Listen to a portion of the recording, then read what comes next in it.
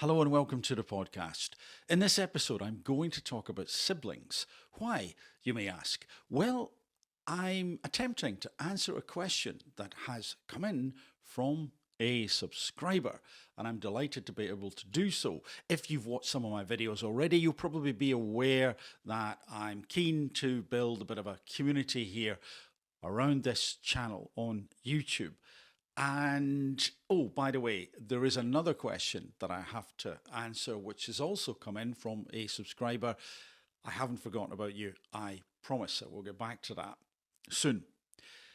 In terms of siblings and in terms of the question, well, the question is, and I'm going to paraphrase, so about siblings, we're raised the same, it's the same environment, and when everyone is organized in the family and you're not, what could account for that? So, to begin, I thought it might be useful to look at people who were related pretty much as closely as you can be related. And if you haven't guessed already, I'm talking about identical twins. So from this article, do identical twins have the same DNA? The answer may surprise you. Now from that, I guess we can glean that the answer is at least not exactly the same. So do identical twins share 100% of the DNA? Not always. One study found that 15% of identical twins have some genetic variations due to mutations. That is changes in DNA. That study found a relatively tiny number of mutations between identical twins, 5.2 on average, but still differences. In some rare situations, there are changes in the DNA that occur after the embryo splits, and this affects one baby but not the other, says Carolina Bibo, MD, a maternal fetal medicine specialist with a clinical focus on multiple pregnancies. And there's another factor to consider, epigenetics, which looks at how environmental factors affect development. These can be things like nutrition, temperature, exposures to toxins, and position in the womb. And they can cause small differences in twins both before or after birth. Important to note, as it says here, epigenetics don't change DNA sequencing, but they can regulate how active certain genes are. DNA methylation, there's also histone modification as well. Both twins may be predisposed to an autoimmune disease, for example, but the disease may only develop in one of the twins, or they may develop different conditions. And if one twin has lupus, for example, the other may have rheumatoid arthritis or thyroid disease. Even with similar DNA, the way genes are expressed can differ between twins due to epigenetic changes influenced by environmental factors throughout life.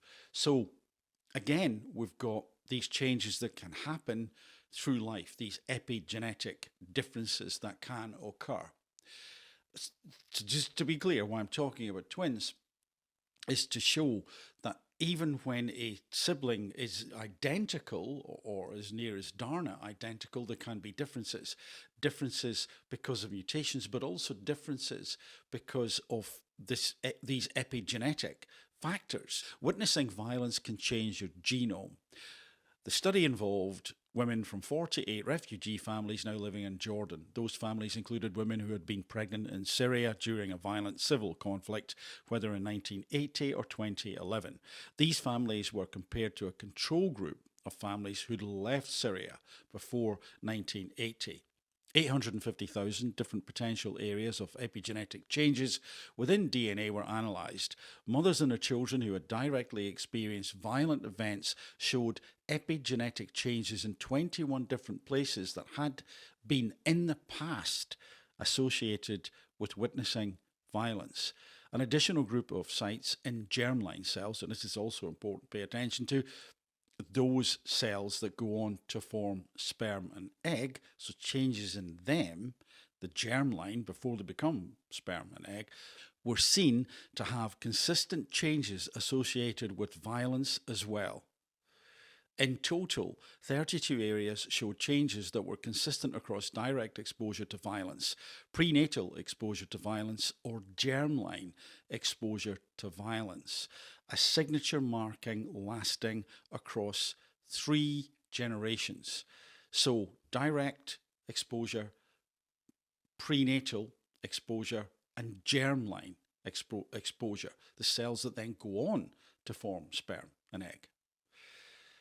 Notably, children whose mothers experienced the violence while they were pregnant with them also showed signs of epigenetic age acceleration, meaning they were younger than the aging of the cells would suggest. How do these markers go on to affect behaviour, emotion, and mood? Might they serve a protective role in insulating someone against the effects of trauma, which could help explain why they evolutionarily came to be in the first place? Or might they, conversely, make someone more susceptible to it? Might they be a strike against someone's emotional well-being before they're even born? These questions have yet to be answered. And of course, those Syrian studies are extreme, harrowing, and awful for the people involved. They also point to, once more, how the environment that we find ourselves in can impact us, can impact the deck of cards that we're given to play in life, the genetic deck of cards. And that could be impacted before we are born, before our mother has been born, maybe our mother's mother, and so on. And of course, those questions about emotion, behaviours, mood are really important. Could it be that some people have these predispositions in terms of temperament, their ability to handle stress, their ability to be resilient or not, as the case may be? I think that, yes, I think there may be a predisposition with some people. And also when we factor in the epigenetic effect, that our lived experiences can shape us as we go along. So back to the siblings, there could be a genetic susceptibility in terms of temperament. And I certainly know siblings who've been brought up in the same environment, and their emotional disposition is different. But could that be because we were not there?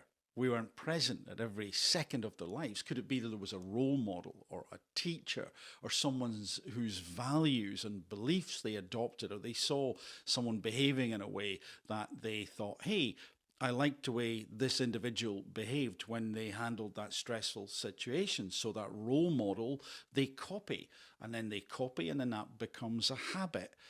And I think we have to factor in terms of the broader question about why people are different, we have to factor in those influences.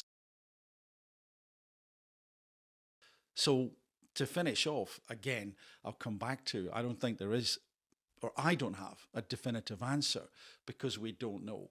But it could be that there is a genetic disposition. It could be that it was something to do with the environment that influenced one sibling and not another, or several siblings but not one.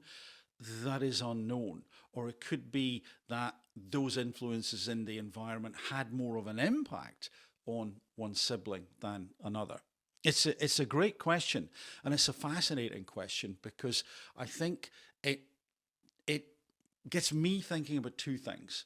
One, there are things that we're born with, but two, we can change, we can develop, we can make ourselves different in different ways through practice, through perseverance, through training, through exercise, through listening, through challenging our beliefs, particularly limiting beliefs, and so on. And so I think there's a greater level of flexibility than we often realize. And once more, yes, I'm not talking about being organized or tidying or being disorganized. I'm just saying that as people, as individuals, we can take more control than we realize. And I know someone who's pretty disorganized, and I know actually someone who's pretty untidy. And yet I've seen them become organized in moments, and I've seen them tidy up in moments. So maybe it's just a ranking, a hierarchy of what's important. Anyway, thank you very much for the question. I hope that kind of gives, by not giving a definitive answer, some food for thought. If you've watched this far in the video, then please consider subscribing. If you haven't, it is making and will make a huge difference here. And if you are a subscriber, thank you very much for subscribing. It really is helping and does help. And if you haven't subscribed, then at least give the video a like, a thumbs up, I think it is, and maybe hit the notification bell as well, because there will be more videos in the not too distant future. For the moment, from me, bye for now.